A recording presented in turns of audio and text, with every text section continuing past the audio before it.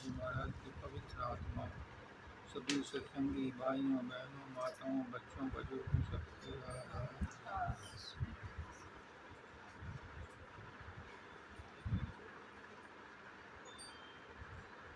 आज गुरु पूर्णिमा का पवित्र पर्व है।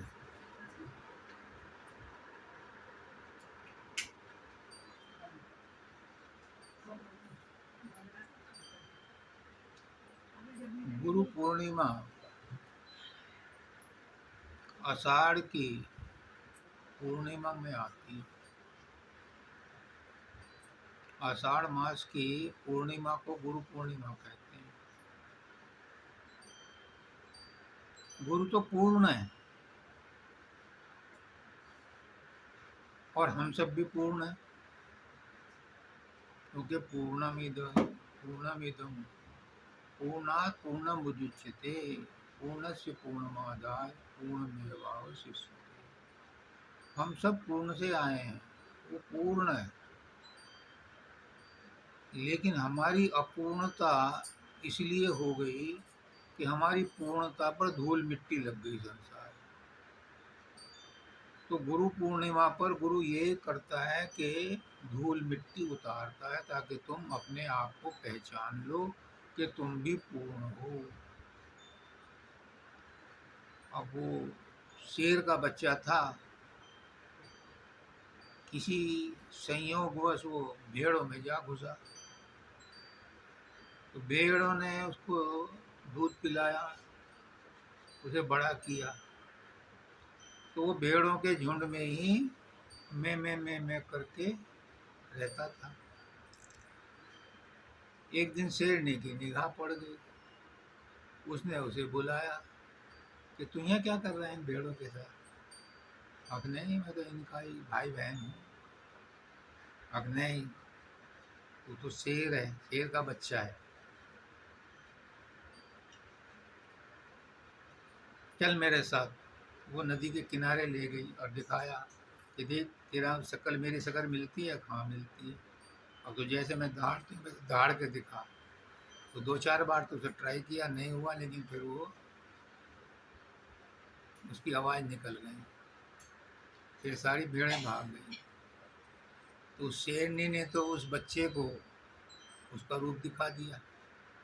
और हमारा रूप, हम किसके बच्चे हैं? हम भगवान के बच्चे हैं। तू कह देगा मैं भगवान का बच्चा नहीं हूँ? जब हम भगवान के बच्चे हैं तो हम अपने आप को अपूर्ण क्यों समझ रहे हैं?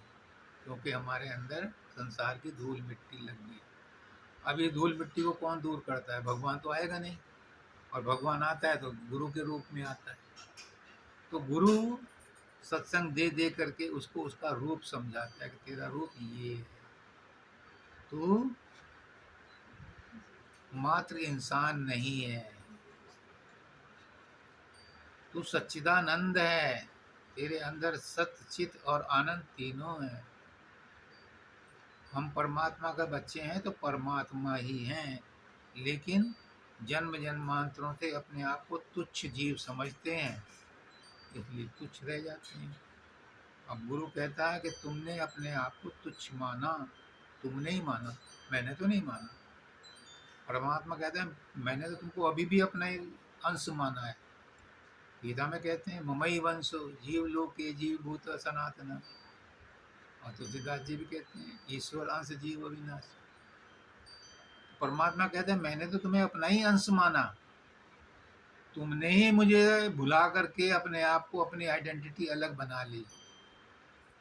अब जब सतगुरु आता है वो कहता है कि अपनी सोच को फिर वापस ले जाओ, अपने आप को शरीर मानना छोड़ दो, अपने आप को मन मानना छोड़ दो, अपने आप को विचार मानना छोड़ दो, अपने आप को दुख तकलीफ मानना बंद कर दो। तो जब तुम बाहरी आवरण छोड़ दोगे तो पर्दा हटा और दर्शन हो गए। न पर्दा रहा न पर्दा नसी। पर्दा है सिर्फ गैरपने का, और वो गैरपना है सिर्फ मन। मन के विचार, और कोई गैरपना नहीं। इस मन को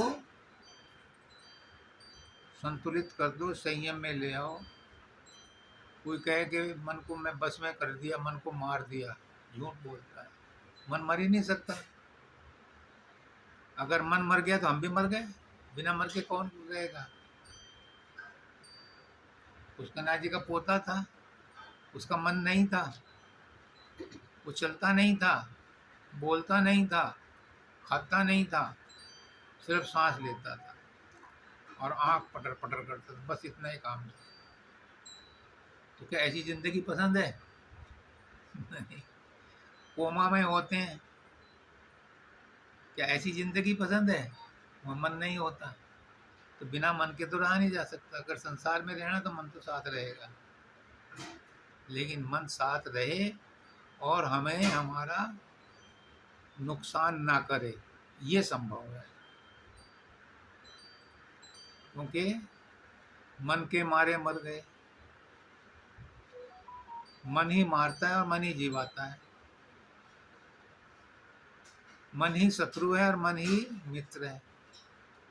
तो जब मन को मित्र बना लिया तो ये परमात्मा तक पहुंचाता है, और मन को खुली छूट दे दी तो संसार के विषय भोगों में लिपटा रहता है। और जो मनुष्य योनि में जन्म लेने का लक्ष्य था वो खत्म हो जाता है। परमात्मा भी कहता है कि मैं तुझे एक चांस तो दिया था, 84 लाख योनियों के बाद चांस मिलता है मनुष्य योनि का, लेकिन ये भी छूट जाता है, ये भी रह जाता है। वो कहानी तुमने सुनी होगी। एक महल में एक अंधा फंस गया, उसमें लग गई आग महल में। अब वो चिल्ला रहा, बचाओ बचाओ बचाओ। तो कोई दयालु था, वो आया, उसने कहा कि देख, मैं तुझे दीवार से सटका देता हूँ, चिपका देता हूँ, तू चलता रहो जिधर को दीवार चल रही है। दरवाजे आएंगे, सारे बंद मिलेंगे, एक दरवाज़ा खुला हुआ है, और उसी से बाहर निकल जाना। अब जब वो 84 दरवाज़ों को पार करता हुआ पहुंचा, तो जब आखिरी दरवाज़ा पहुंचा तो उसे खाज आ गई, उसने जरी खुजाया, वो हाथ मुझसे खिसक गया और वो अगले में फिर पहुंच गया, और फिर 84 में ऐसे ही घूमता रहा। तो वही हाल हम कर रहे हैं। अब गुरु आया है बताने के लिए, अब तो समझ जाओ। बड़े भाग मानुष तन पावा, सुर दुर्लभ सब संतन गाव। बड़ा दुर्लभ है। क्यों? क्योंकि देवताओं को भी मोक्ष नहीं मिलता, मनुष्य योनि में ही मोक्ष मिलता है। देवताओं का शरीर नहीं होता, शरीर मनुष्य को धारण करना पड़ता है, या पशु पक्षियों का। पशु पक्षियों में वो गुरु को नाम नहीं ले सकता, भगवान का नाम नहीं ले सकता, इसलिए मनुष्य योनि सर्वश्रेष्ठ है। और मनुष्य योनि सर्वश्रेष्ठ इसलिए भी है कि भगवान ने इसे अपने रहने के लिए बनाया है। तो इसकी हम कदर नहीं करते। तूने कदर नहीं जानी बालमा। भगवान भी कहता है कि जब मैं तेरे अंदर बैठा हुआ तुझे रोज बुलाता हूँ, और तब भी तू मेरी नहीं सुनता, मन की सुनता है और मन ले जाता है।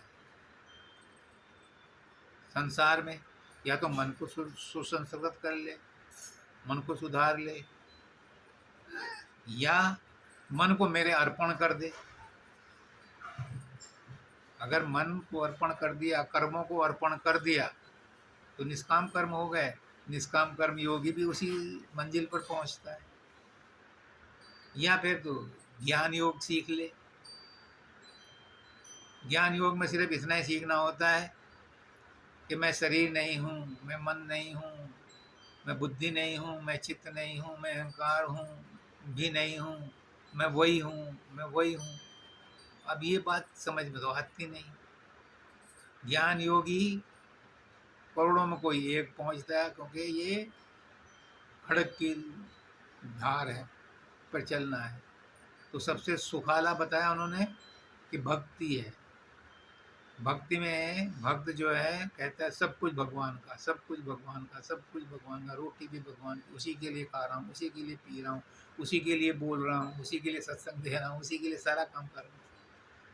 तो जब वो भगवान को इस तरह से कहता है तो भगवान कह नाफरमानदार नाफरमानबरदार नहीं है भगवान, एहसान फरामोश नहीं है। अगर भगवान को कोई याद करेगा तो भगवान तुरंत उसका रेस्पॉन्स भेजते हैं। हम तो व्हाट्सएप का रेस्पॉन्स में थोड़ी देर बाद भेज देंगे, पर परमात्मा तुरंत एक्नॉलेज करता है।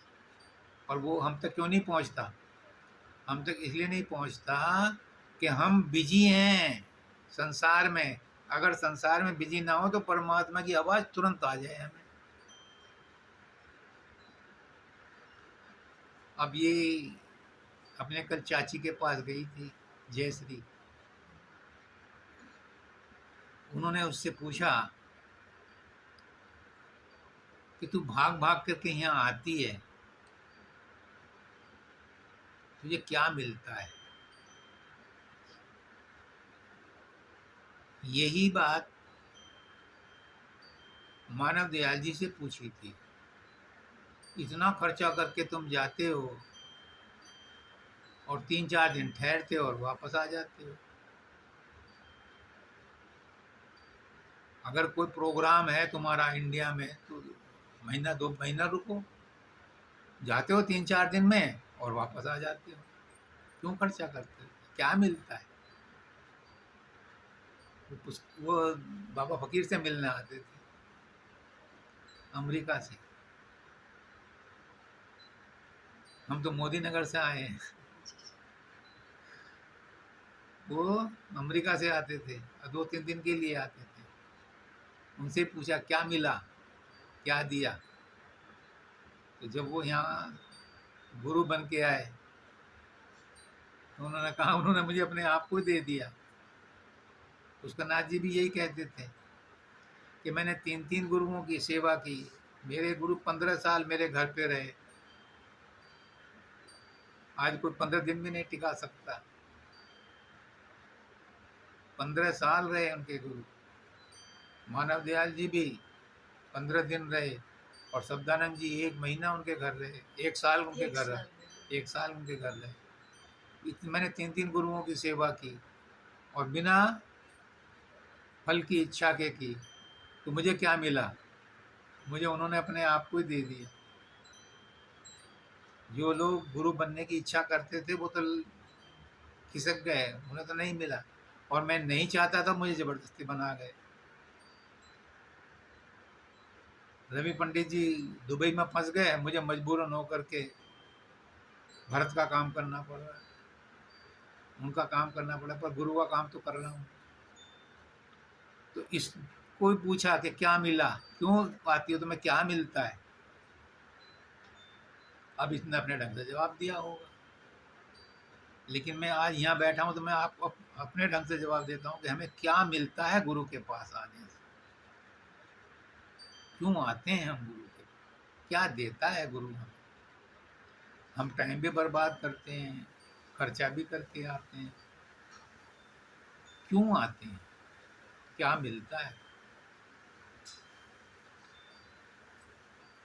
किसको मिलता है, देने वाला कौन है और लेने वाला कौन है, और क्या लेने की इच्छा करते हो? कृष्ण भगवान तो कहते हैं कि कर्मण्यवाधिकारस्ते मां फलेषु कदाचन, कर्म तो करो पर फल की इच्छा मत करो।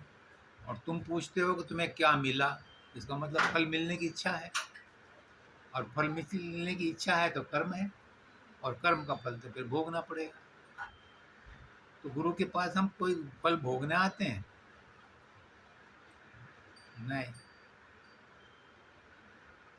गुरु के पास हम क्या लेने आते हैं, क्या कुछ देने आते हैं, क्यों आते हैं? आज राज की बात बताता हूँ, रहस्य की बात बताता हूँ, भेद की बात बताता हूँ, ईमानदारी से सुनो। हम अपना चेहरा देखने आते हैं, गुरु आईना है, हम उसमें अपना चेहरा देखने आते हैं, ये मिलता है, अपना चेहरा देखने को मिलता है। और गुरु आपके अंदर अपना चेहरा देखता है, इसलिए वो अपना चेहरा देख कर सबको प्यार करता है। ये लेन देन सांसारिक नहीं है। सांसारिक लेन देन तो संसार का व्यवहार है, तो उलझाने वाला है। क्या मिला, क्या लेने आते हो? तो जो उस इच्छा से आएगा वो तो संसार में फंसने के लिए आएगा, इससे तो अपने घर ही अच्छे।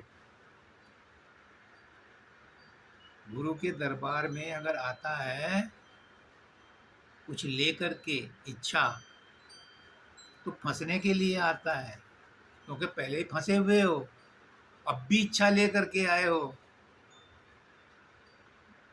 अब एक गुरु थे, वो सत्संग दे रहे थे। अब जैसे मिश्रा जी अपना लिख रहे हैं तो वो भी नोट कर रहा था, परम शिष्य था उनका। मेरी भी ऐसी आदत थी, डायरियां भरी पड़ी हैं वो सब।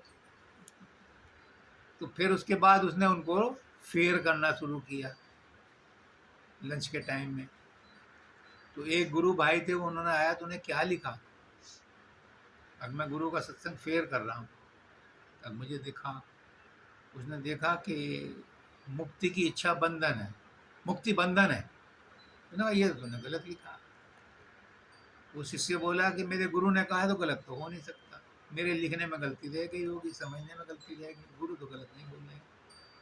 फिर दोनों गए गुरु के पास कि आपने ये क्या लिख दिया या क्या बोल दिया सत्संग में। उन्होंने कहा बिल्कुल ठीक बोला, मुक्ति की इच्छा भी बंधन है।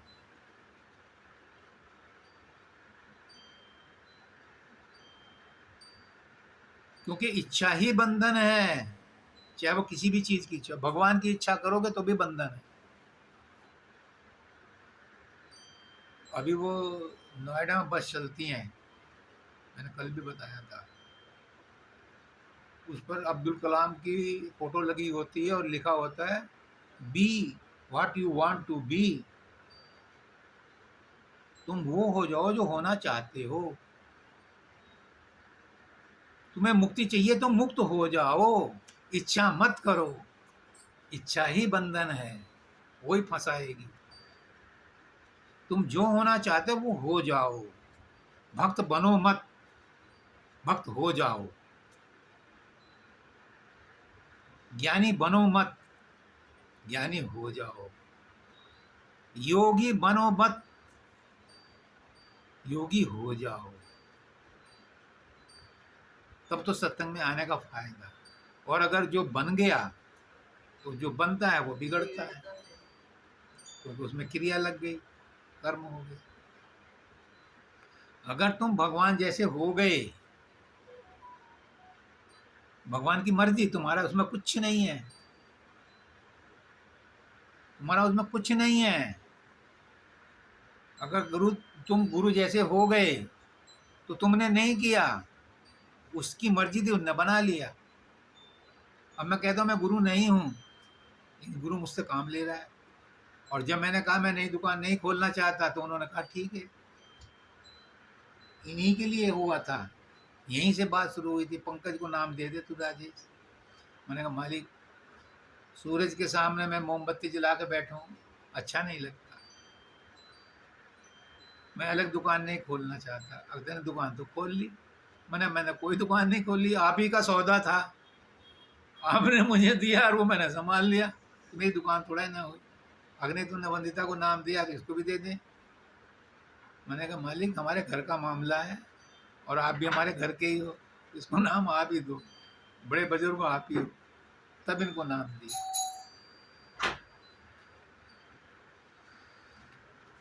तो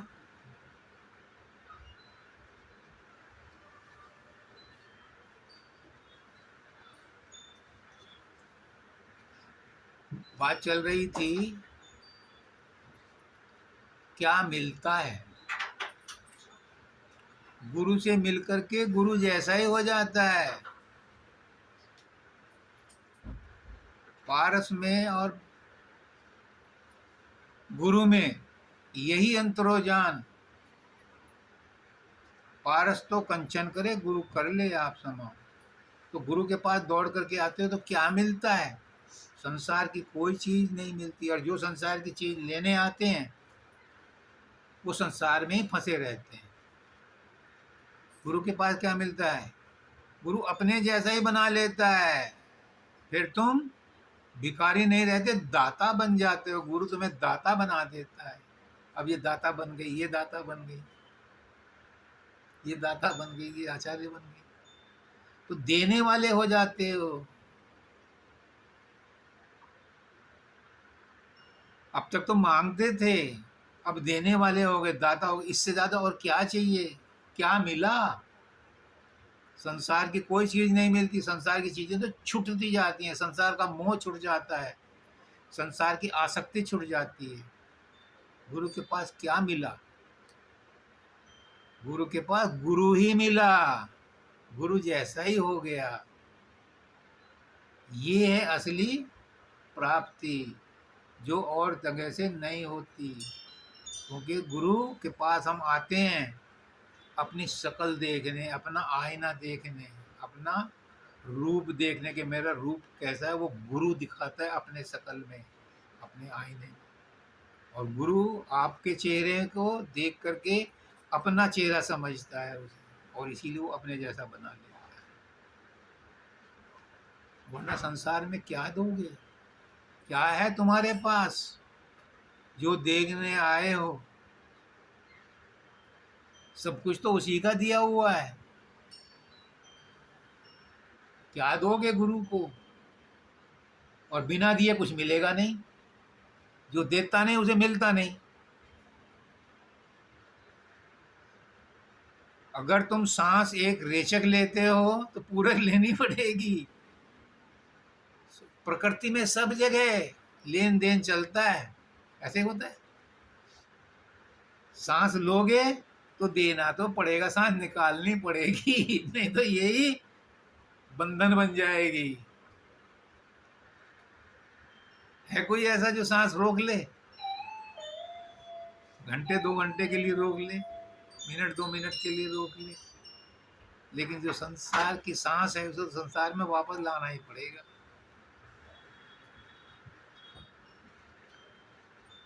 तो जो लेता है वो ही देता है, और जो नहीं देता वो कंजूस होता है। संसार असार में भूला है, संसार असार में सार नहीं। हम गुरु के पास आते हैं, अगर संसार की बात लेकर के आए तो ऐसे ही आए, ऐसे ही ना आए। Choice is yours. मेरे पास अपना कुछ नहीं है, मैं तो ऑर्डिनरी आदमी से भी गया गुजरा हूँ, पर मेरे अंदर सर्वशक्तिमान सर्वव्यापक स्वयंभू सदगुरु मौजूद है। वो जो कहता है वो उसकी जिम्मेदारी है। दाता दयाल, वो ब्रह्मदयाल जी कहते थे कि अगर मैं सत्संग में कुछ गलत कहता हूँ, या तो दाता दयाल जिम्मेदार हैं, सावन सिंह जी जिम्मेदार हैं। उन्होंने मुझे आज्ञा दी है काम करने की। तो मेरे मुंह से अगर कुछ गलत निकल जाए तो जिम्मेदार मेरी गुरु की है, मेरी कुछ नहीं, क्योंकि मैं तो हूं ही नहीं। संसार को असार कहते हैं, लेकिन पूरी तरह असार भी नहीं है, क्योंकि इसके अंदर सार भी लिखा हुआ है। संसार इसका वो करो। दाता दयाल बहुत करते हैं। संसार परिवर्तनशील है, संसार छिन्न भिन्न है, होने वाला है। संसार को असार कहा है, लेकिन मानव दयाल जी कहते हैं ये पूरी तरह असार नहीं है, इसके अंदर सार छिपा है। अगर सार ना हो तो सम ही रह जाए ये। और समता भी बहुत ऊंची चीज है। जो समता में रहता है, ये समता में रहते हैं, ये हमेशा समता में रहते हैं मौज मालिक। जो समता में रहता है वो मन से परे रहता है, और ये समता ही सार है। लेकिन जब मिल गया तो ये संसार में आ जाता है। समता ही सार है, समता ही परमात्मा परम तत्व है, क्योंकि परम तत्व ही एक समता में रहता है, और कोई समता में नहीं रह सकता। वही एक समता में रहता है। या एक यमराज, चाहे राजा चला जाए या भंगी चला जाए, सबके साथ एक सा व्यवहार करता है।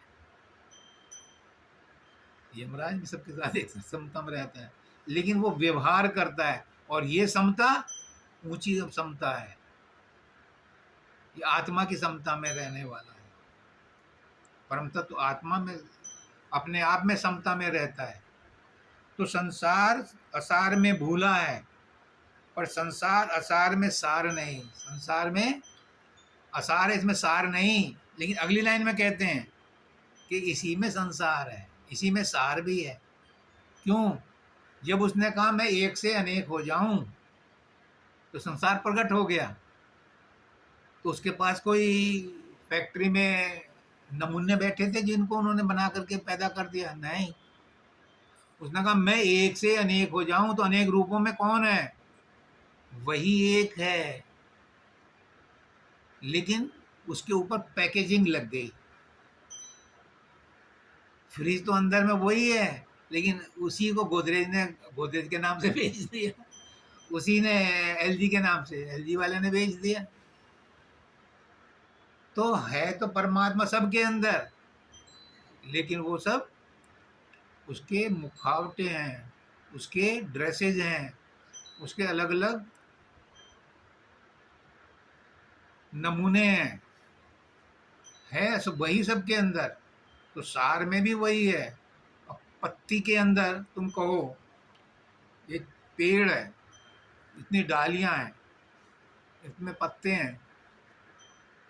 एक पेड़ की दो पत्ती एक बराबर नहीं होती, उनमें कोई ना कोई डिफरेंस है। दो फल एक जैसे नहीं होते। उसने विभिन्नता बनाई है सबके अंदर वही। इवन सूखी पत्ती में भी वही है, जल में भी वही है, जल कण में भी वही है। लेकिन जो बाहर में देखेगा उसे उसे आवरण दिखाई देगा। इस आवरण के परे जाओ तो वो सार नजर आएगा। और वही है इस शरीर में। दूर कहाँ जाते हो? इस शरीर में है। शरीर उसका प्राकट्य है, उसका मैनिफेस्टेशन है। बिना उसके कोई नहीं समझ सकता। बिना शरीर के शरीर चाहिए, प्राकट्य चाहिए, मैनिफेस्टेशन चाहिए उसे समझने के लिए। लेकिन ये मैनिफेस्टेशन के अंदर जो सार तत्व है वो परम तत्व है। शरीर के अंदर जो परम तत्व है वो छुपा हुआ है। सदगुरु उसे ही प्रकट करता है। इसीलिए सदगुरु के पास आते हैं कि हमारे अंदर जो सार छुपा हुआ है वो हमें प्रकट हो जाए, हमारे धूल धपाल संसार की धूल मिट्टी खत्म हो जाए। इसलिए आते हैं गुरु के पास कि हमें हमारा रूप पता चल जाए कि हम असली हैं कौन। इसलिए आते हैं।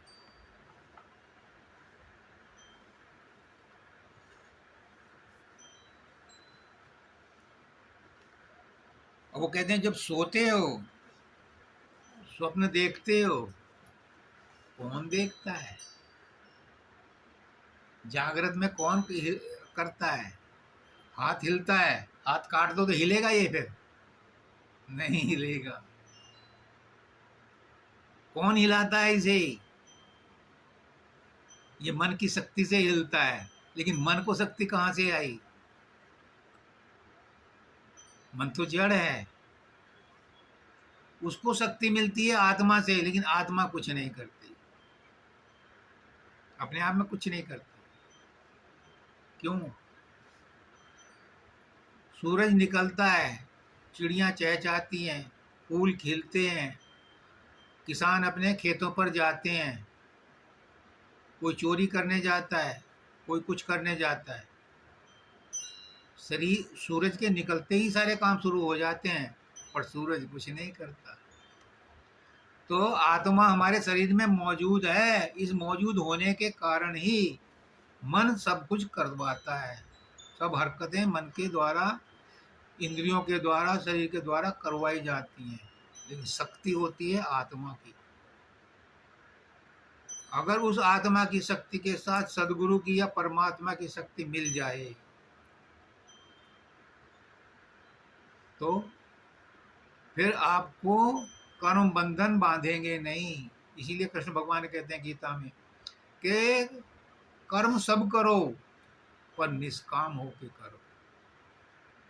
निष्काम कर्म बंधन बांधने का नहीं, बंधन काटने का साधन बनते हैं।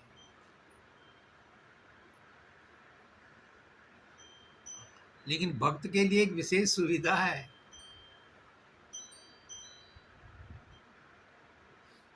भक्त अगर हर चीज परमात्मा को अर्पण करता है, अपने आप को भी अर्पण करता है, उसका कुछ नहीं बिगड़ता, क्योंकि उसका अपना कुछ नहीं, उन्होंने सब कुछ परमात्मा को अर्पण कर दिया। इसलिए भक्ति बड़ी सरल है। भक्ति बहुत सरल है। ज्ञान बहुत, ऐसे ज्ञानी बहुत कम मिलते हैं, बहुत कम मिलेंगे। और ज्ञान बुद्धि में स्थिर होना ये और मुश्किल काम है। समता, ज्ञान में समता में रहना, ज्ञान होकर के भी, वरना तो ज्ञानी अभिमानी हो जाते हैं। लेकिन भक्ति में ये सारी कमियां दूर हो जाती हैं, क्योंकि उन्होंने सब कुछ पहले ही अर्पण कर दिया। अब ये है तू मेरा मैं तेरी। कहाँ डिफरेंस रह गया? फिर अंतर ही कुछ नहीं रहा। जिसने इतना समर्पण कर दिया वो परमात्मा ही हो गया। परमात्मा को मिलना बहुत आसान है। मैं कल भी कह रहा था, देखो, रोटी खाने के लिए प्रयास करना पड़ता है, नौकरी करनी पड़ती है, दुकान पे जाना पड़ता है, आटा खरीदो,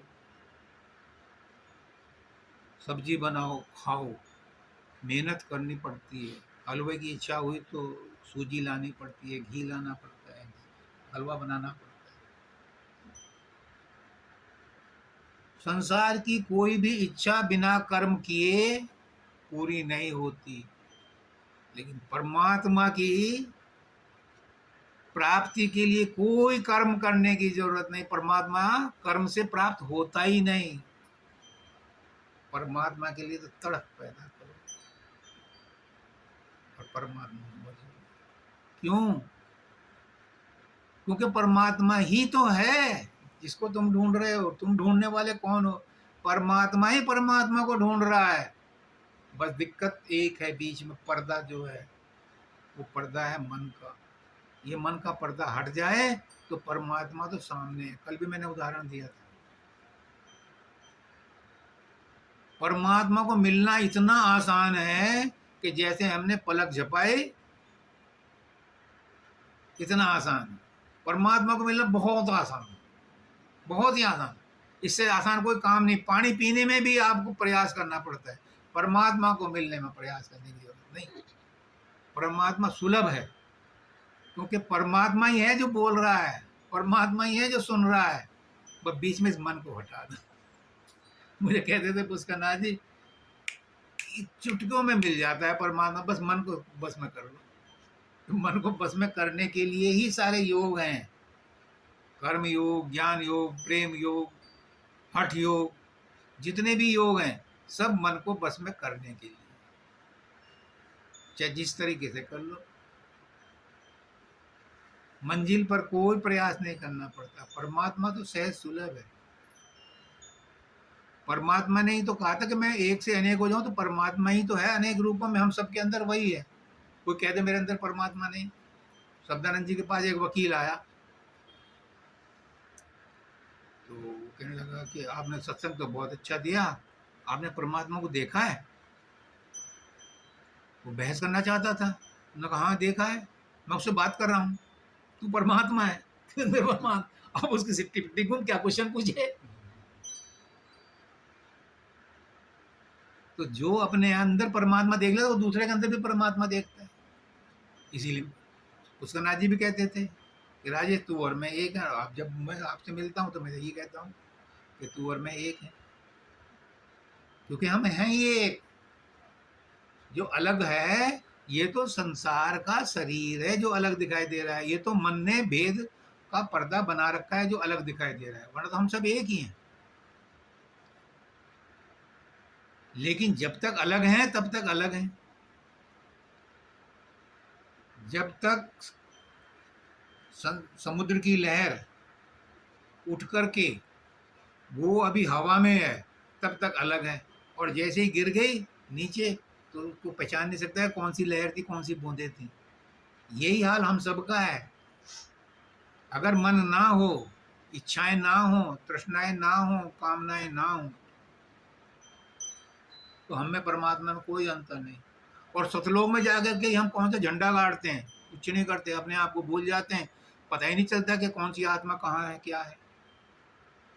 सब उसमें मिल करके उस जैसे ही हो जाते हैं। अब समुद्र में या लोटे के जल में, गिलास के जल में कितनी बूंदें हैं, कितने जल तत्व हैं, इसमें कितने कण हैं जल के अंदर, लेकिन सब एक जैसे दिखाई देते हैं। अलग अलग होते हुए भी एक हैं।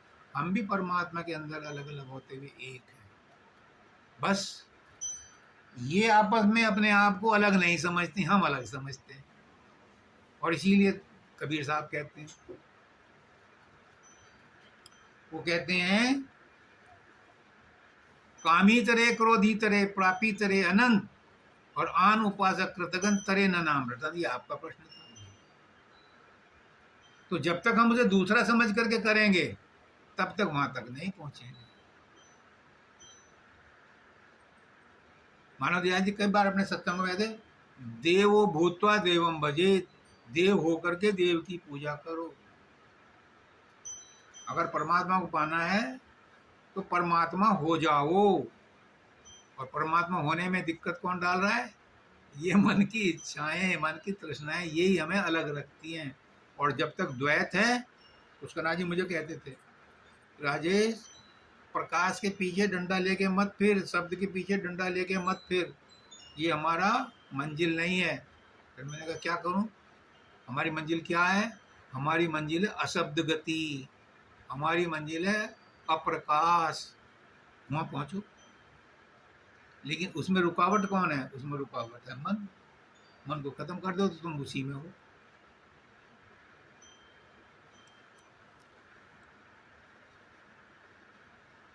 दूसरी बात, हम चैतन्य हैं लेकिन अपने आप को जड़ समझे बैठते हैं। जड़ है ये शरीर, शरीर का और चैतन्य का परमानेंट मेल नहीं हो सकता। मैंने कल उसका उदाहरण दिया था, मरकरी का। मरकरी और पानी एक साथ नहीं मिल सकते, तेल के साथ भी नहीं मिल सकता मरकरी। मरकरी की अपनी इंपॉर्टेंस है। बोतल में उसमें शीशी में बंद करके रख दो, लेकिन वो जैसे ही उसको खोलोगे, उसको मौका मिलेगा, वो बहेगा, वो किसी के साथ मिक्स नहीं होता। आत्मा भी किसी के साथ मिक्स नहीं होती, अपने आप में परमात्मा के साथ ही मिक्स होती है, उसकी क्वालिटी है। ज़्यादा नहीं पता, मैंने पढ़ा नहीं साइंस, मैं तो सुनी सुनाई बात कह रहा हूँ। तो आत्मा अगर विश्राम पाती है तो परमात्मा में ही पाती है, और परमात्मा भी हमारे अंदर ही है और आत्मा भी हमारे अंदर ही है। इन दोनों को मिलाना है, और मिलाने में कोई दिक्कत नहीं है। वहां से आवाज आ रही है, उसने अपने सोर्स भेज रखा है, तार भेज रखा है, सूत्र भेज रखा है। शिखा और सूत्र, वो सब वो सूत्र है। शिखा और सूत्र, इनको, इनके द्वारा उस वहां तक पहुंचा जा सकता है। हम यहाँ बैठे हैं, यहाँ से शिखा, सूत्र के द्वारा शिखा तक पहुंचना है। इतना सा काम, को काम बड़ा काम नहीं, बहुत आसान काम है।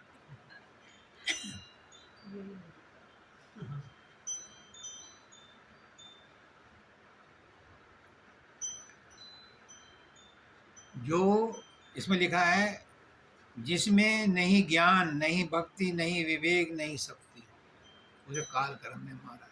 और जब गुरु के पास आ गए, तुम्हारे अंदर कोई कमी ना रही।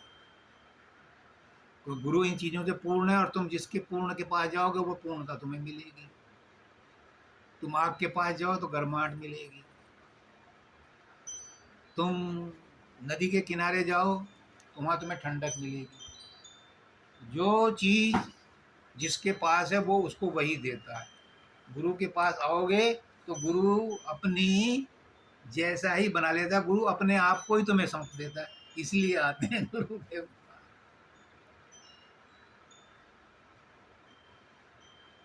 हम संसार की चीज मांगने नहीं आते। जो संसार की चीज मांगने आता है वो तो, अच्छा, बाबा फकीर कहते हैं कि गुरु संसार की चीजें भी देता है उसका विश्वास जगाने के लिए, नए नए सत्संगियों की इच्छाएं भी पूरी करते हैं। प्रसाद बना के देते हैं, बच्चा हो जाएगा। प्रसाद बना के देते हैं, जाते ही नौकरी लग जाएगी। ये बैठा है, देते हैं, संसार की चीजें भी देते हैं ताकि उसका विश्वास जम जाए और धीरे धीरे वो विश्वास अपने अंदर में पहुंच जाए। मूर्ति पूजा बुरी नहीं है। मानव दयाल जी कहते थे कि मूर्ति पूजा द्वापर में जानबूझ के बनाई गई थी, क्योंकि सतयुग जैसी धारणा और प्रबल भक्ति नहीं हो सकती थी इस जमाने में। त्रेता जैसे हवन यज्ञ करने वाले ऋषि मुनि नहीं थे, तो द्वापर में उन्होंने मूर्ति पूजा शुरू कराई ताकि वो अपनी इच्छाओं को लिख करके या इच्छाओं को इकट्ठी करके और दूसरे के पास भेज दे और वो उसे समझ करके उसकी इच्छा पूरी कर दे। जैसे पहले वायरलेस से बात करते थे, आजकल भी करते हैं। मोबाइल से बात करते थे, आजकल भी करते हैं। लेकिन द्वापर में नहीं थी सुविधा, त्रेता में और सतयुग में थी। अगले के त्रेता में अगर मोबाइल होते तो सीता को इतने दिन परेशानी ना होती, वो मैसेज डाल देती। लेकिन ये सुविधा थी ऋषियों में, वो एक दूसरे की बात जान लेते थे। आम आदमियों के पास ये सुविधा नहीं थी, वरना तो सुग्रीव से मैत्री करने की और हनुमान जी को भेजने की क्या जरूरत थी। अगर मोबाइल होता तो पता चल जाता लोकेशन कहाँ है।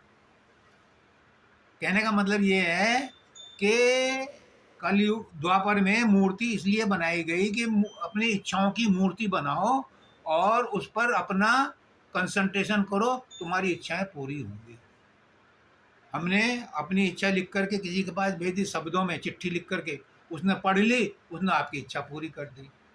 तो मूर्ति पूजा बुरी नहीं है, लेकिन आजकल उस मूर्ति पूजा का रुख बदल गया। उसको परमात्मा मान करके वहीं तक सीमित रह गए। मान के करो अच्छी बात है, लेकिन वहां तक सीमित ना रहो, उसके आगे भी देखो कि क्या है, मूर्ति के पीछे उद्देश्य क्या है, उस इष्ट तक पहुंचो और वो इष्ट बताएगा। जैसे सदगुरु कहता है, जब नाम दान देता है कहेगा गुरु के रूप बनाओ, फिर कहता है कि गुरु के रूप को मत देखते रहो, मेरी दाढ़ी मूंछ मत देखते रहना। पहले तो जबरदस्ती बनवाता है, क्योंकि उससे उसकी धारणा बनती है, ध्यान बनता है, और जब बन जाता है वो कहता है कि इसको मत देखो, ये गुरु नहीं है, गुरु तुम्हारे अंदर शब्द और प्रकाश है, वहां पहुंचो। फिर उसको भी छोड़ना पड़ता है। तो मूर्ति को बनाओ, मूर्ति बनानी बुरी नहीं है, लेकिन उसको छोड़ करके उससे अगले वाला रास्ता भी बनाओ, प्रकाश और शब्द में भी जाओ, अपने आप को पहचानो। अगर उसी मूर्ति में छिपे रहे, उसी में मगन रहे, तो रिद्धि सिद्धियां आ जाएंगी, लेकिन मंजिल नहीं मिलेगी। मैं तो अपना विराम देता हूँ, अब मेरे गुरु जी बोलेंगे। राधा राधा राधा।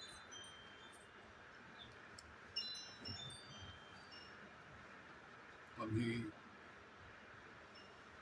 महाराज जी ने जो बताया है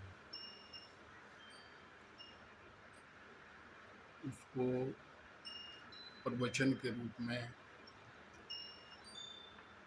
दोहराने की मैं नहीं समझता कोई आवश्यकता है। संपूर्ण जो ज्ञान है वो जिस सत्संग में भी आप जाएं, आपको निश्चित रूप से मिलता है। हाँ, ये ज़रूर है कि जो प्रवचन करता है, जो गुरु हैं, जो संत हैं, जो आपको बता रहे हैं, वो उतना ही बता पाएंगे जितना जो उनकी स्टेट ऑफ माइंड है, जहाँ तक उनका दर्जा है, जहाँ तक वो पहुँचे। जो हमारा जो संत मत हम इसे कहें, राधा स्वामी मत कहें, गुरु मत कहें, इसमें निश्चित रूप से हमें जो स्टेट ऑफ माइंड, जो एक जिज्ञासु की जो उसकी जो सोच है, उसको पूर्ण करने के लिए, जिज्ञासु की सोच को पूर्ण करने के लिए बहुत हथियार जो है वो गुरु उपलब्ध कराता है, निश्चित रूप से कराता है।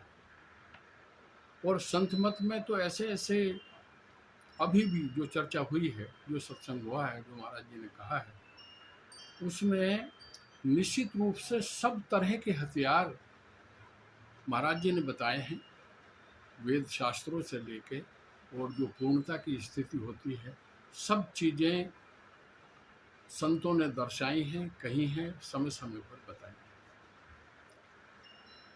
लेकिन वो संत वाणी हुई। एक ऐसा व्यक्ति जिसे अभी जो लेमैन है, जो मेरे जैसा, जिसने संसार को पूर्ण रूप से पूरी तरह जिया है, नहीं जिया है ये तो मालूम नहीं, लेकिन फिर भी चूँकि फकीर दर्शन हुए, मानव दर्शन हुए, शब्दानंद जी के दर्शन हुए, पुष्कर दयाल जी के दर्शन हुए, महाराज जी के दर्शन चल रहे हैं। और अब इसमें कैसे आगे बढ़ा जाए, ये बहुत खास बात है। एक लेमैन के रूप में जो आप सब बैठे हैं, मैं भी बैठा हूँ, खास बात यह है इसको हम कैसे करें। जो दाता दयाल जी महाराज ने लिखा है, जो राधा स्वामी दयाल ने लिखा है, जो भगवान कृष्ण ने लिखा है, जो गीता लिखी है, उसका जो एक एक शब्द है वो अपने आप में पूर्ण है। एक शब्द गीता का, प्रत्येक शब्द जो है वो आपकी सदगति के लिए पूर्ण है। एक शब्द भी, कोई भी एक शब्द गीता का नहीं, क्योंकि ऐसा है ही नहीं जिसमें जो सार्थक ना हो। अब कमी कहाँ रह गई है? हम लोग क्यों, फकीर दयाल जी महाराज के शब्द मैं बार बार कहता हूँ कि मेरे सत्संग में तीसरी बार आ सकते हो बस, इसके बाद आने की आवश्यकता नहीं। महाराज जी बिल्कुल सही बात, बिल्कुल सही बात। चूंकि आपने फकीर दयाल जी को इतना पढ़ा, हमने तो चूंकि दर्शन हमें हुए हैं, बस इतना ही है। लेकिन आपने आत्मिक दर्शन उनके इतने किए हैं, इन्होंने इतना साहित्य पढ़ा है। मैं जयश्री से भी कहता हूँ, कई बार मेरी जबान पे बार बार आती है, जो संत मत को जानता है, जो राधा स्वामी, जो हमारा, जो इसको कुछ भी कहें, इसको जानता है, और जिन्होंने इनका साहित्य पढ़ा है, ये दर्शन किए हैं। दाता दयाल जी महाराज के बाद यदि किसी ने अध्ययन किया है इस संत मत का, जो आगरा से निकला है या कबीर से निकला है या जहां से भी निकला है, क्योंकि राधा स्वामी का जिक्र कबीर दयाल जी महाराज ने भी किया है, इतना इसको किसी ने न पढ़ा है न समझा है। तो मैं ये कहता हूँ, चूंकि मेरी जुबान पे एक चीज आई कि फकीर दयाल जी ये कहते थे, तो वो कह रहे हैं हाँ कहते थे। अच्छा, फकीर दयाल जी, उसके बाद मानव दयाल जी, जिसने जो कहा वो कह के शरीर से चले गए, शरीर से गए हैं, कारण बिल्कुल यही कहीं सब कुछ, वो जा ही नहीं सकते। अब तो हम लोगों के लिए क्या है, रियलाइज्ड एक अलग चीज है जिसमें समझ है। लेकिन जो हम लोग बैठे हैं, जो हमारा ग्रुप है, और इस ग्रुप में भी सबके सबके अपने स्टेट ऑफ माइंड है, किसी का कोई स्तर है, किसी का कोई स्तर है, कोई किसी रूप में पहुंचा है, उनकी शुरुआत कहाँ से की जाए, ये खास बात है। तो मैं पुष्कर दयाल जी से शुरू करता हूँ। जो महाराज जी ने जो ग्रंथ लिखा है, उनका जो मेरे पास आया था, जो जिसको मैं पूरा तो मेरी हिम्मत नहीं है पढ़ने की, लेकिन मैंने जो पढ़ा उसमें जो उनके जो महाराज जी ने, जो पुष्कर दयाल जी महाराज ने जो शब्द बोले वो महाराज जी ने लिखे, उनका एक्सप्लेनेशन पूरा दिया। तो उसमें 1600 कुछ जो उनका जो लास्ट जो बंद जहाँ से वो ग्रंथ हुआ है, उसमें इन्होंने चर्चा की है कि राजेश सुन, बस तू ही है, बस मैं शब्द का उसमें उल्लेख कि बस स्वयं को जान, आके यहाँ अटक गई। ठीक, अब ये तो उनकी स्टेट ऑफ माइंड थी, ये उनकी समझ थी कि वो वहाँ वो तो पहुंच गए हैं, लेकिन हम कैसे उस शब्द को जाने, कैसे जाने, हम कैसे जाने? संत तो कह गया अपने जो उसका दर्जा था, जो समझ का। अब उसे तो मैं तो सिर्फ पढ़ रहा हूं, मैं कैसे जाऊं? शब्दानंद जी ने भी कई बार इस विषय पर बोलते हुए वहां जिक्र आया कि भैया स्वयं से मिलो, स्वयं को जानो। मानव दयाल जी महाराज का जब जिक्र आता है, महाराज जी आपने ग्रंथ लिखा है मानव ग्रंथ, उसमें सबके सत्संग दिए हैं, और उस सत्संग में मानव दयाल जी महाराज ने भी 40-50 पेज का सत्संग है, और मैंने सिर्फ वही सत्संग पढ़ा, हल्का फुल्का जो महाराज जी ने है या जो, लेकिन मैंने उस सत्संग को पढ़ते पढ़ते जब 217 पेज पर मैंने आपको बताया था, उस 217 पे जो लास्ट स्टेंजा उनका है, जो आखिरी जो उन्होंने समअप किया है उसको, वहाँ उन्होंने कह दिया कि मैंने जो कुछ विराट चीजें कही थी उस सत्संग में, विराट संत तो कहे गए, संत छोड़ेगा नहीं, हर चीज को जो उसके पास है, जो वो देना चाहता है वो दे देगा। लेकिन आखिर में उन्होंने खुद लिखा है कि मैंने जो कुछ भी कहा है, जो आपने समझा है, जो मेरी समझ में आया, बस तेरे लिए मैं एक ही शब्द कहता हूँ जिज्ञासु, कि बस स्वयं को जानो, बस मैं ही हूँ, मैं ही हूँ। ये उन्होंने शब्द उसमें आखिरी उसमें दिए हैं। अच्छा, ये बात भी पढ़ ली और समझ में मतलब आई नहीं आई, ये तो बाद की बात है। अब इसके बाद आते हैं परम सत्ता स्वरूप फकीर दयाल जी महाराज, उन्होंने क्या क्या कहा इस विषय।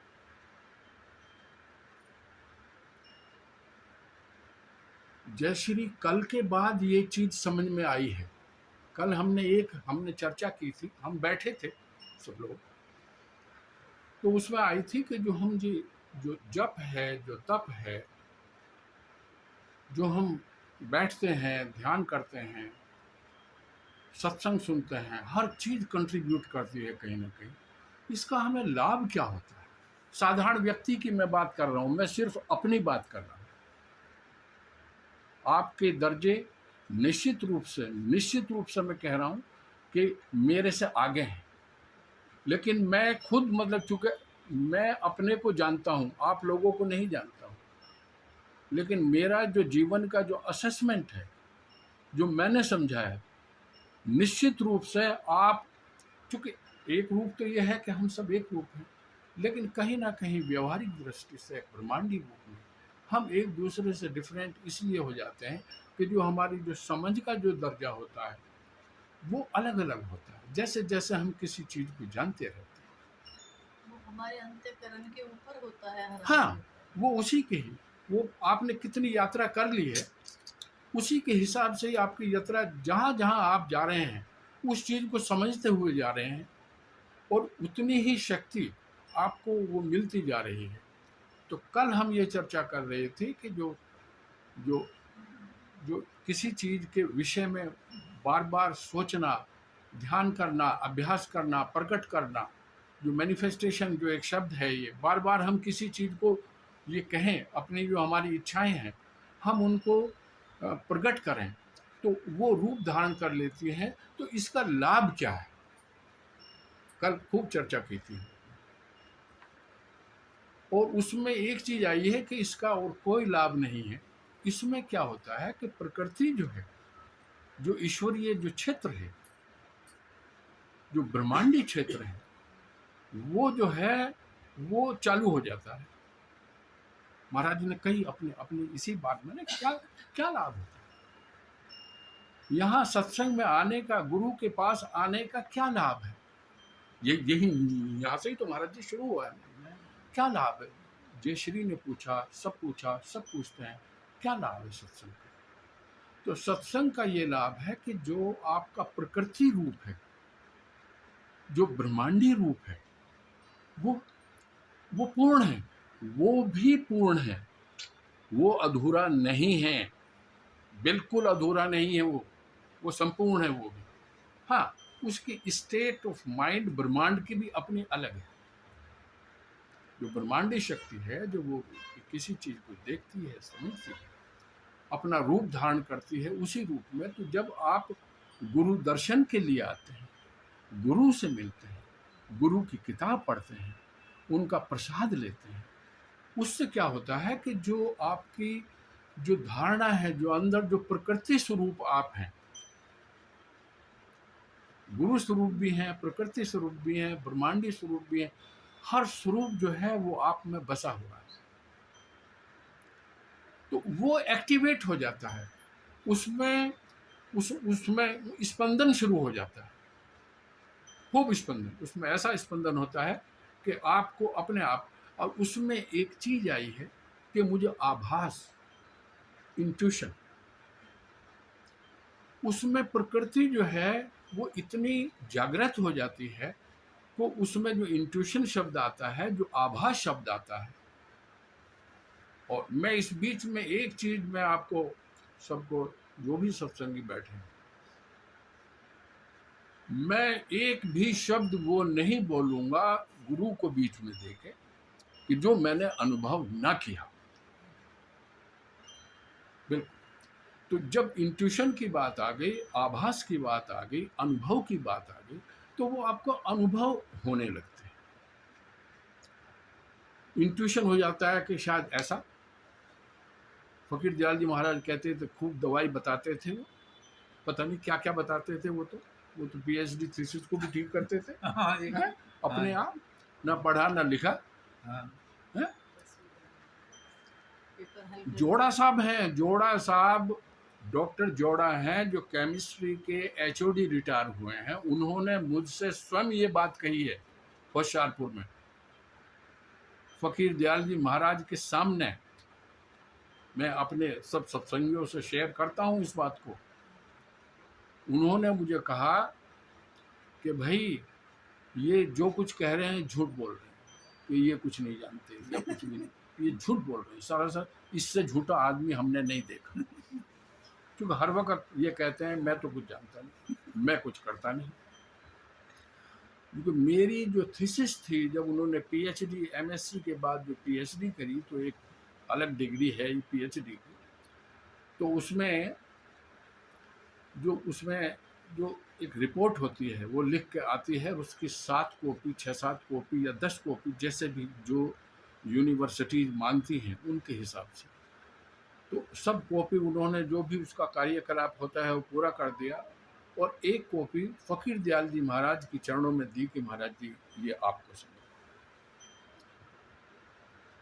ये कहानी नहीं है, ये सत्य है। ये समझना कि मैं उस व्यक्ति से जिसके साथ ये हुआ है, मैं उनसे मिला हूं और उन्होंने स्वयं मेरे सामने ये बातें कही हैं।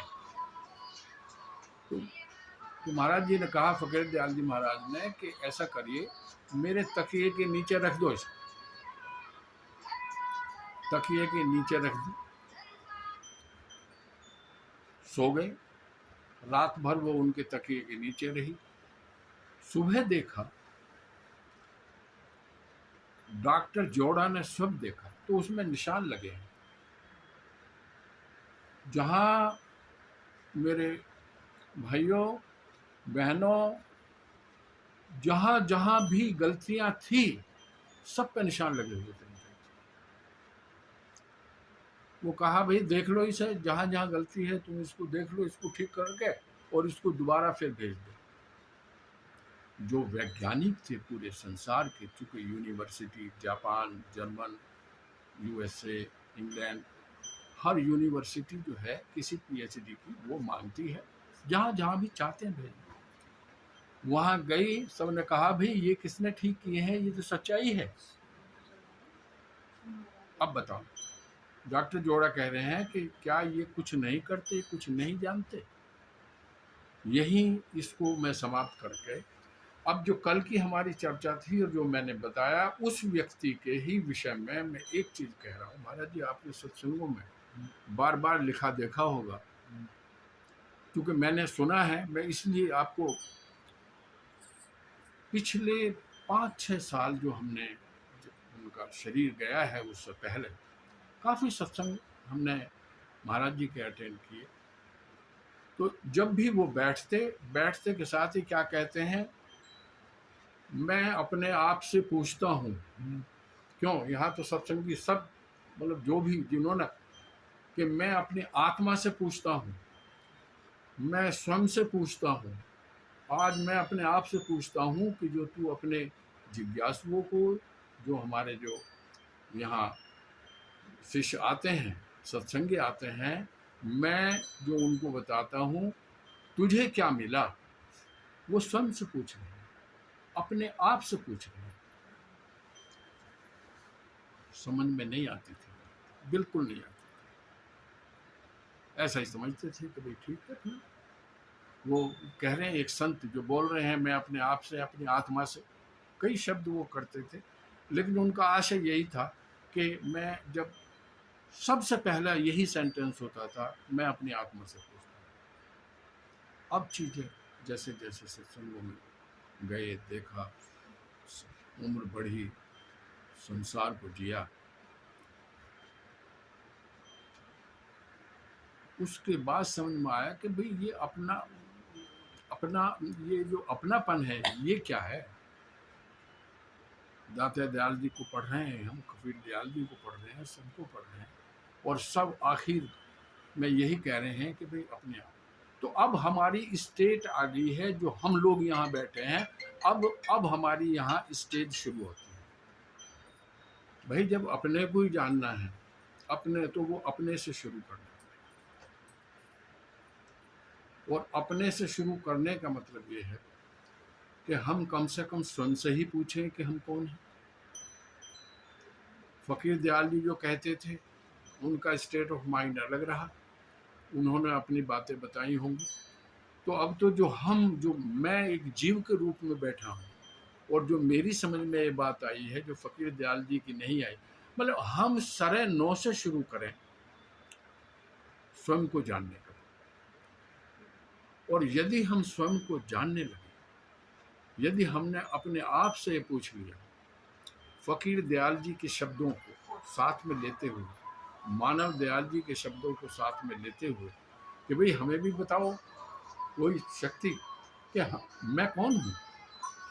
बस सिर्फ शुरुआत की बात है, क्योंकि जब जीव रूप है, हम सब एक हैं। ईश्वर का जो कण कण है, हम उसी से बंधे हैं, कहीं कोई चीज अलग नहीं है।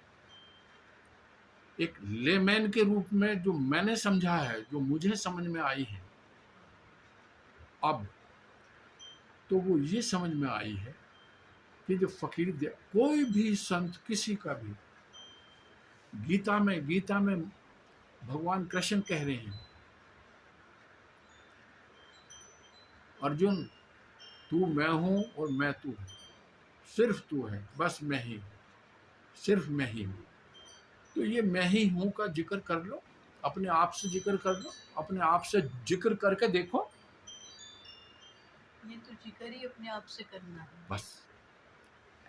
और इसलिए करना है कि फकीर दयाल जी महाराज बता रहे हैं, पुष्कर दयाल जी महाराज बता रहे हैं, शब्दानंद जी महाराज बता रहे हैं, और मानव दयाल जी, इन सब ने लिख के बताया है। फकीर दयाल जी महाराज ने लाओत्से की तरह, मतलब ये नहीं बताया कि मतलब उन्होंने ये कहते भी जो तुम्हारी समझ में आए उसे तुम लिखना चाहो लिख लो। उनकी कोई किताब नहीं थी, लाओत्से की, दाऊ दे चिंग की कोई किताब नहीं थी। ये किताब कैसे बनी? इस किताब के बनने, इसमें केवल जो ओरिजिनल है उसमें 85 उनकी वो पोएम्स है, 85 या 87। तो उसको महाराज जी उन्होंने बंधक बना लिया लाओत्से को। किंग ने क्या लगा, इनसे पूछो इनके पास क्या है, ये ऐसे ही मतलब जाने नहीं देंगे हम। वो कह लगा महाराज जी मेरे पास कुछ नहीं है, वही फकीर दयाल जी वाली बात, मेरे पास कुछ नहीं है, मैं तो ऐसे ही अपना। कह लगा नहीं, जो तेरे पास है उसे तू दे। जद्दोजहद के बाद उन्होंने जो भी कहा वो एक संकलन जो है वो इस किताब के रूप में, अब इसमें तो पता नहीं क्या क्या लिखा गया है दुनिया भर का। तो लेकिन मानव दयाल जी महाराज ने बहुत लिखा है, वो तो पूरे, हाँ, और संसार को बताया है, संसार को। और उन्होंने बाद में अपनी जो भी चर्चा की है वो कह रहे हैं भाई मेरी समझ में तो ये आया कि जिज्ञासु महाराज जो उसके सामने बैठा है, सिर्फ बस इतना देखो, इतना ही जानो, और तुम और कुछ नहीं, बस मैं ही हूँ। इस शब्द को, ये शब्द अब इसकी मैं हूँ की जो यात्रा है वो महाराज जी ज्ञान के भंडार, भक्ति के भंडार, सब भंडार महाराज जी बता चुके हैं। कहीं कुछ कहने की कोई, मतलब मुझे ऐसा लग रहा है कि जब मैं अपनी आत्मा से मैं ये कह रहा हूँ कि दाता दयाल जी के, महाराज जी के लिखने के बाद मुझे सिर्फ इस बीच में सब है, ब्रह्मांड है। फकीर दयाल जी का नाम लोगे तो वो बिल्कुल ईश्वरीय क्षेत्र है, लेकिन इन्होंने चूंकि हर चीज को, हर संबंध को जानने के बाद जो लिखा है, और इनके शब्दों में ही वो चीज आई है, मैं हूं। कलम, इन्हीं की कलम ने लिखा है। मानव दयाल जी ने बोला, वो कहीं संकलित हो गया, फिर दोबारा यहाँ आया, तो इन्होंने उसे जाना है, समझा है। अब जो ये मैं हूं की, मैं ही हूं की जो यात्रा है, जो गीता कहती है, सब कहते हैं, मैं एक जिज्ञासु के रूप में, हम सब के रूप में, आप में से बिल्कुल एक जीव के रूप में ये कहता हूं, इस यात्रा को हम जब तक शुरू नहीं करेंगे, इन पर मत जाइए, फकीर दयाल जी पे मत जाइए, लेकिन मैं एक जिज्ञासु के रूप में कह रहा हूं कि ये यात्रा आप, यदि आपने शुरू नहीं की, मालिक सबका भला करे, ठीक है, आपकी सबकी यात्रा पूरी हो, लेकिन वो कठिन हो जाए।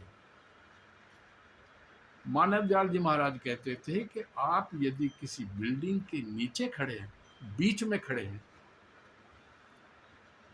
या कहीं ऐसी जगह खड़े हैं जहां 5-7 मंजिल आपको ऊपर जाना है, स्टेट ऑफ माइंड की वो बात कह रहे हैं, वो जो लिफ्ट है हमारी, वो लिफ्ट को समझा रहे हैं, और आपकी स्टेट ऑफ माइंड जो आपका जीवन है उसमें एक उदाहरण देते हुए वो समझा रहे हैं कि आप एक बिल्डिंग है बहुत बड़ी, आपका जीवन है, आपके कितने जीवन हैं, और आप कहीं नीचे भी खड़े हो सकते हैं, बीच में भी खड़े हो सकते हैं, लेकिन उन्होंने जो उदाहरण दिया, ऐसा उदाहरण दिया कि आप कहीं ऐसी जगह खड़े हैं जहां आप ऊपर जाने वाले हैं,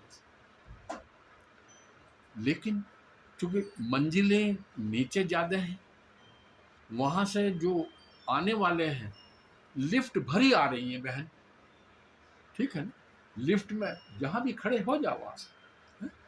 तो लिफ्ट आ रही है, खड़े रहते हैं 10-10 मिनट, 5-5 मिनट, 15-15 मिनट, जगह नहीं मिलती।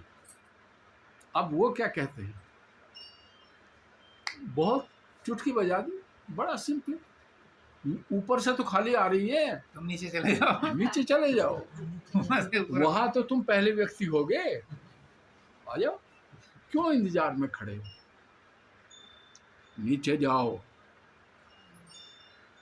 नीचे बिल्कुल अपने से चलो ना भाई, अपने से बड़ा पड़ोसी कौन है, कोई नहीं, अपने से चलो, यहां तक पहुंच जाओगे। और जो वो यात्रा, अपनापन, जो स्वयंपना, जो तेरी यात्रा चलाएगा ना, आह, सब चीज। मुझे तो महाराज जी ने एक शब्द और लगाया था, मैं सर्वव्यापक हूँ, स्वयं सिद्ध। वो तो है ही, वो तो अपने आप कहना शुरू कर देता है कि मैं तो हूं ही, वो एक दिन अचानक महाराज जी ने ऐसे कह दिया था। मैं सर्वशक्तिमान, सर्वज्ञ, सर्वव्यापक, मैं अलख, अगम, अनामी, अविनाशी, अजर, अमन, अनंत हूँ, अनंत और स्वरूप के साथ। और मैं ही स्वयं स्वयं के के संग। साथ। लाओ त्से ने कहा है, अपने लाओ त्से ने यही कहा है कि दाव किससे मिलता है, दाव सिर्फ दाव को फॉलो करता है, कुछ नहीं है, सिर्फ वो, उसको फॉलो करने के लिए कुछ है ही नहीं, दाव फॉलो, बस मुझे, मैं स्वयं स्वयं के संग हूं, वही साथ, राधा से। मेरी तो यही समझ है। बहुत सुंदर, अपने के अलावा कुछ है ही नहीं, मैं ही हूँ, और मैं कोई है, शरीर वाला मैं नहीं है, बस वो अपने आप बता देगा, हाँ जी। मैं ही ये हूँ। वो जाने फिर। पहचान ले अपने को तो इंसान खुदा है, हाँ। जाहिर में वो खाक है मगर खाक नहीं लेकिन है। हम उसको प्रैक्टिस करें, हम उस जीवन को जिए। जी, जब हम स्वयं को एक बार मतलब शुरू करोगे तो स्वयं, फिर ये जिम्मेदारी स्वयं की है। महाराज जी कहते हो ना, अब तू जान, यदि मेरे जवान से कोई शब्द निकल रहा है तो तू जान, तेरा काम है। बहुत